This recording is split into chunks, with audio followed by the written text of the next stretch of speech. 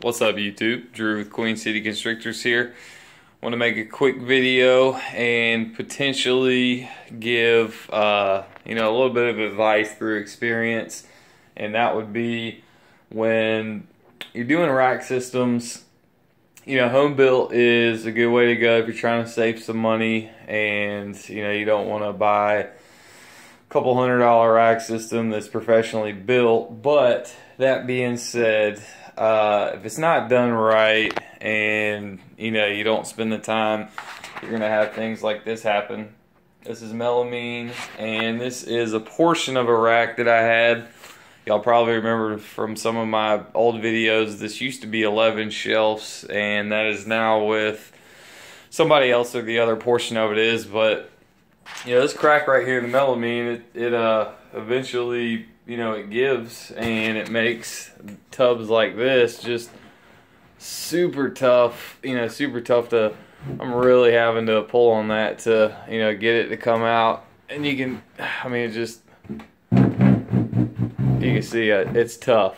And I did have this hatchling rack on top of it with this Brazilian rainbow boa little enclosure on top of that. So there was a lot of weight, but you can even see on this one, this was the very top of that. There was nothing on top of this. Now of course this has to stay very humid, being that it's a Brazilian rainbow boa, but it just warps and cracks every time, and it's all good and well until that happens. And of course this tub is super sticky as well. Trying to pull that out, it's not fun. And a crack right there in the hatchling rack. So I have finally decided to break or cave in, and we're gonna start switching to some ex-PVC foam stuff and just leave it up to the professionals.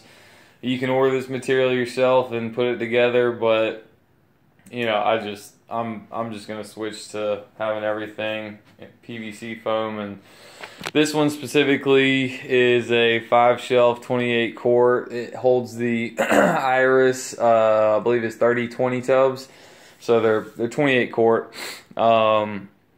I am this weekend gonna get a 4x2 cage for Beretta, the Brazilian, and that'll house her for the rest of her life. It's a single door, heated. I'll put some type of lighting system in it, and I'll be doing a hatchling rack also from Reptile Basics, and I'm either gonna do another 28 quart and do some dividers if I don't do 15 quart tubs. So probably easier just go ahead and get some 28 quarts and get dividers in that. But again, the time and money we put into these animals, I would just highly recommend going ahead and getting something that's professionally built if you can't just build something extremely sturdy. And even this, you can tell, like right here, I've got it reinforced. Same thing on this side. And even still, it's melamine's gonna warp. There's other materials you can use, but it's might as well go ahead and spend the money. I think when I built this whole rack here, I think the whole thing actually ran me about $150 with all the melamine and hardware and lumber for it. So this rack right here, heated, it was a little over $200.